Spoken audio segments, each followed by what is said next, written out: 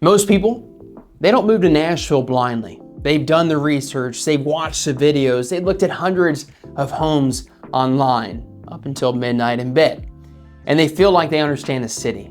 But here's what I've noticed after helping hundreds of relocation buyers move here. What people expect Nashville to be and what it actually feels like to live here are two very different things. Not always in a bad way, but in a way that can either make this one of the best decisions of your life or something you start to second guess pretty quickly. Because Nashville is not just a highlight reel, it's a real city with real trade-offs that show up in your day-to-day life. So in this video, I'm going to walk you through the real pros and cons of living in Nashville. Not the generic list you've heard before, but the things that actually matter once you're here.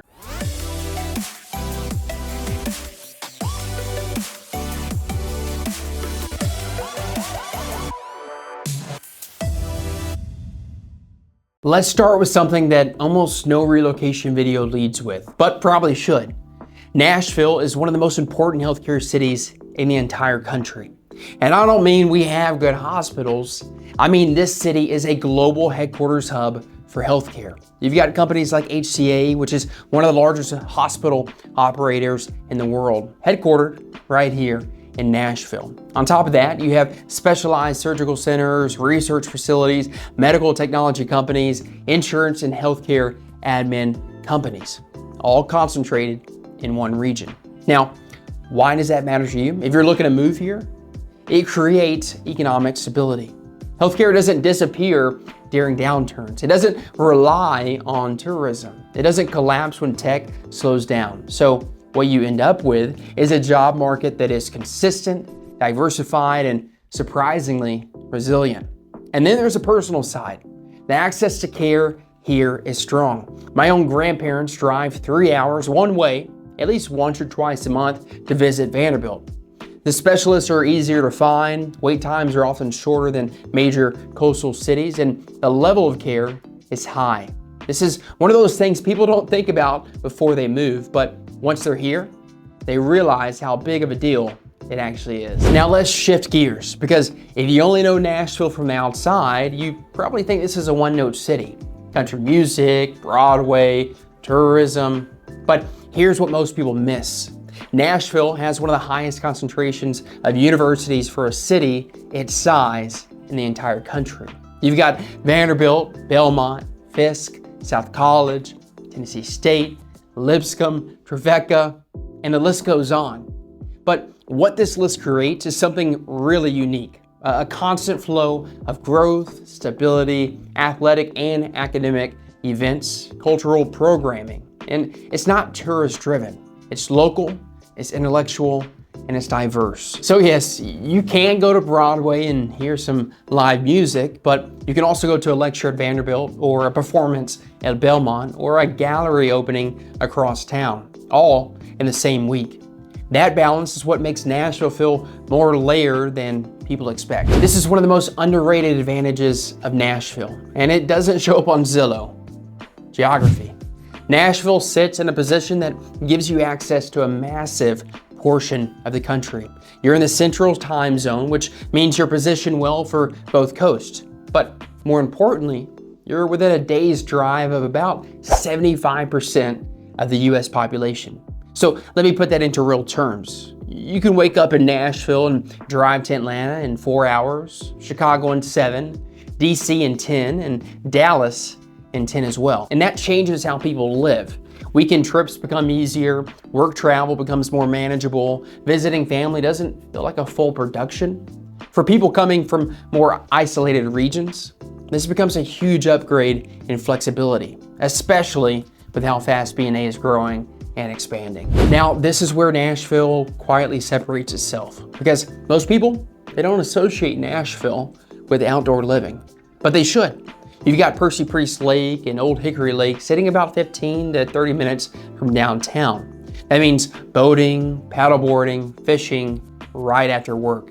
You've got the Cumberland River running through the city with greenways and trails that are actually usable. And then within about 2.5 to 3 hours, you're in the Smoky Mountains, one of the most visited national parks in the entire world. So you get this balance that's actually hard to find. A real city with the real amenities, but still close to real nature.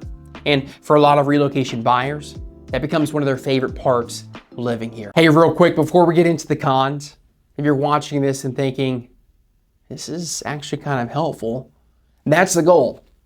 Because I work with relocation buyers every single week. Not just helping them find a home, but helping them understand how Nashville actually works. So if you're considering making a move, call or text me directly at 615-734-0817 or shoot me an email. Let's make sure you move here the right way, not just the popular one. All right, let's get into the side of Nashville people don't talk about enough. Let's be very clear. If you decide to move to Nashville, you're driving. This isn't New York, Chicago. It's not even Atlanta in terms of transit. There is no meaningful rail system. Bus routes exist, but they're not something most professionals rely on daily. So what does that mean in real life? It means every part of your day involves driving. Coffee? Drive. Gym? Drive. Dinner? Guess what? You're driving. Unless you live in certain pockets of Nashville, like Germantown, East Nashville, the Gulch, 12 South. Now, this might not sound like a big deal until you live it every day, especially if you're coming from a place like New York City, where walking 10 to 15 blocks is normal. Now, layer that with traffic, because Nashville's growth has outpaced its infrastructure. You've got three main arteries, I-65, I-40, and I-24, and they all converge into the city, which creates consistent congestion patterns. And here's what relocation buyers often misunderstand. It's not just about distance, it's about direction and timing. You can live 12 miles from downtown and still have a 40-minute commute. And that becomes one of the biggest quality of life factors here, because your commute isn't occasional, it's daily. This one catches people off guard because Nashville feels friendly. People are polite, they're conversational, they're welcoming, but deeper friendships, they take time. And there's even a term for it here.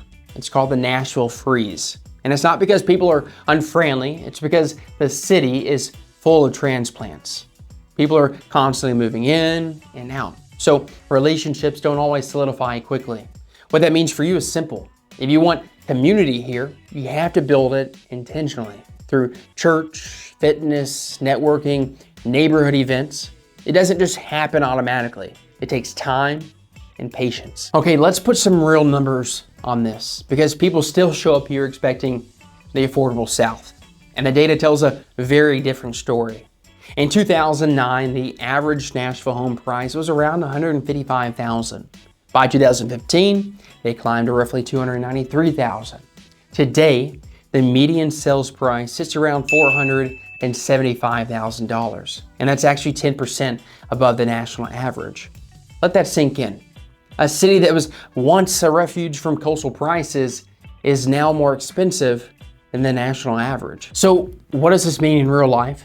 If you're a first-time home buyer, you're probably not looking in East Nashville or Germantown. You're probably looking in Donaldson or suburbs like Mount Juliet or Hendersonville. With median home prices exceeding $500,000 in many areas, a growing number of residents simply can't afford a purchase and are staying renters longer than they originally planned. And renting isn't the relief valve it used to be either. Rental vacancy rates are sitting around 3.4% and average rents have risen roughly 2.9% year over year, with units near downtown leasing within days. The bottom line, the cheap Nashville era ended around 2020.